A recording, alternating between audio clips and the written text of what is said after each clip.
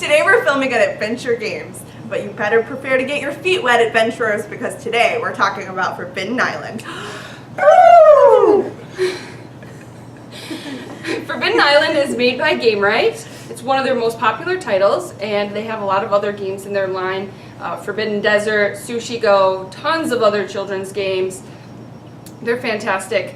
Forbidden Island is made for 2 to 4 players. We feel it's best for 4, and it's recommended for ages 10 and up. Typical game takes about 30 minutes. I'm not even going to try to pronounce all of the foreign awards that this game has won, but mostly it amounts to Game of the Year in Australia, Germany, Finland, the Netherlands, Costa Rica, yeah, so many. And then also the American Mensa Select Award in 2010. Mensa is fantastic. Those games are usually awarded because they have a unique component or mechanic. They are challenging but also easy to learn, and that they're above all fun. So in Forbidden Island is a cooperative game. Together you race around with your team to collect the 4 sacred relics. Ooh. And to win the game, you must escape the island as it sinks around you with your relics and your team intact. There are many ways to lose. Yep. Only one way to win. Yes. And lose you will. You will. You will. But it's fun to lose. It's fun. Well, because you're all doing it together. Yeah. Yes. Exactly. Cooperatively. Yes. Forbidden Island is a turn-based cooperative game. On the player's turn, you have 3 actions, which you can either shore up a part of the island, move, use your special ability, or collect a treasure. The treasures are marked with these symbols and where you can collect them at. There are 2 of each kind of treasure. When a part of the island is starting to sink, it's on the gray side. And to shore it up, you just flip it back over, as long as you're within the appropriate distance to that piece. So at the end of your turn, you draw 2 treasures. Oh, and as soon as water rises, it ends the treasure flipping. So at that point, it would trigger the water rise portion of the game. But every turn after the players go, then the board goes. And so the point is that the board is really trying to get you. So when a board piece is flipped off the player's deck, like the Coral Palace, it starts to sink, and so on and so forth as you go through the entire game. And once a piece is gray and its card already gets flipped, that piece goes away.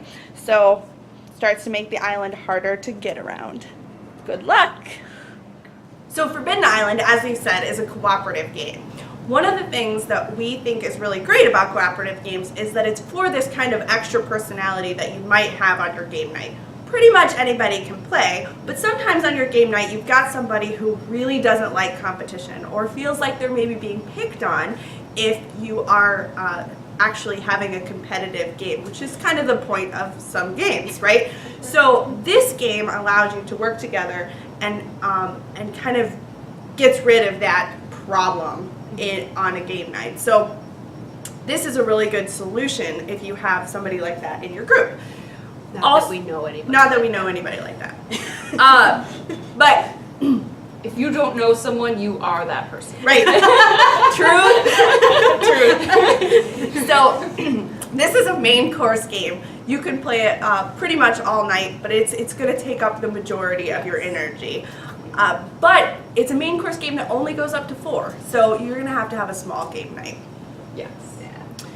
So the tricky rules with this game, the biggest problem that I see when I teach this game is to people with the tile deck.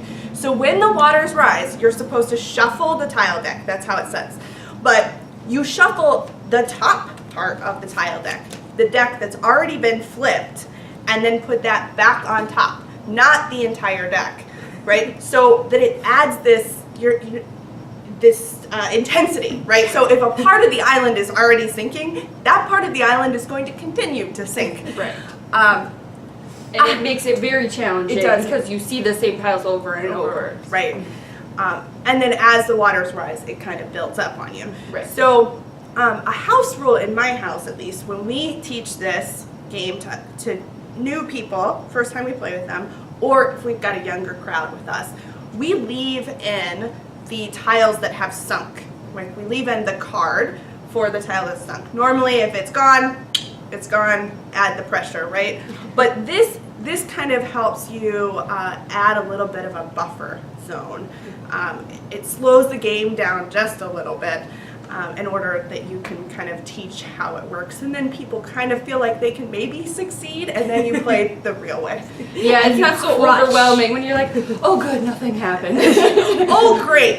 That part's already We got one card of breather. Yeah. So, the other thing is sometimes the individual characters each have different abilities, and so just follow those in the rule book. They're written out really well for you. So, Naomi, what do you think? I am fascinated by cooperative games. I love the fact that the game itself is your opponent. Like, I like a little conflict. Actually, I kind of like conflict. I'm not going to lie. I like conflict. But this is a good break from the conflict. I mean, I love that you work together. It's so immersive. Like, when we play, my heart, it starts racing. I get the panic. I'm like, There's a lot of moments in it. So much Yeah, I totally feel that too. I love the real immersion. You're like, we're one turn away from winning or losing. We're all gonna die. We're gonna die! And you're like, oh, it's okay. We're just at home. We're in a game store. We're fine. No worries. We're okay over here. Don't mind us. Well, and that was like when we played to prepare for this episode. You know, it was like I really didn't think we were gonna make it, and then it was like magic. In one turn, we got the right cards.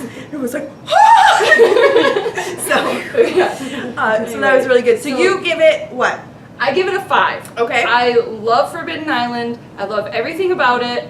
The pieces, the components, the tiles, the artwork, the fact that you all work together. I am one of those people who doesn't like all the conflict in the game. I would rather we all work together against the common evil game that we all must conquer together. Right. Well, because you don't like the component where it's the intention of the game is to mess with your friends. Right. Yeah, I don't mind conflict in a game, a little rivalry, competition. You know, we're all fighting for the same stuff. But when the main component of the entire game is just to mess with your friends and make them lose in horrible ways. Munchkin.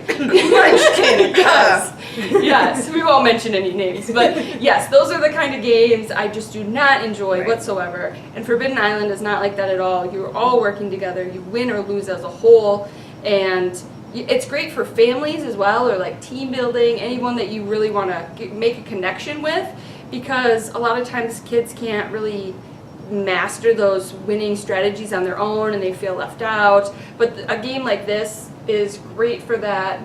Everyone feels included. You can all work together. And it says ages 10 and up. I would say you could play with younger children as long as you're helping them, as long as there are adults playing. A group of 5-year-olds wouldn't be able to play together, but if they're mixed in, it's... And you could put them in charge of the little pieces. Yes. Right. The Fancy. components are great. They are. This is that's something I really love about games in general, right? Like they could have easily, you know, and some companies do make little tokens, right? Cardboard tiles with a picture on it. with a picture on it. Yeah. But instead, they actually give you real relics, and and just the artwork is great. This is awesome. And all of Game Rights games are like that across the board. The artwork is good, the components are good. They're just a great company. I just don't think you can go wrong. So for me, but specifically on Forbidden Island, this is my favorite cooperative game, but I give it a 4.5 because I don't give away my 5s easily, and I do personally, like, my favorite is individual winning, right? Okay. But because I like to rub it in my husband's face. Who does that? Weird. No. Or somebody else's husband rubs it in their face. But anyways, but it's a 4.5 because I really love this game, and and it's so easy to teach, you know, and I really like that. So if I'm introducing somebody to cooperative games, this is right where I Yeah. go. Yeah, That's I'm good. right with you. 4.5. It's good. It's not quite perfect, but it's just great. I love the linen finish on the tiles. I love this game. It's a winner across the board. Right. Yeah. Right. Yeah. And So I haven't met anyone who doesn't, who's like, oh, Forbidden Island, I hate that game. Yeah. yeah. I've never met someone. Right. Most people love it, so it's a really good choice if you're like really unsure. It's a solid choice. Yeah. So, all right. Well, if you have any comments for us, why don't you dive on into those down underneath?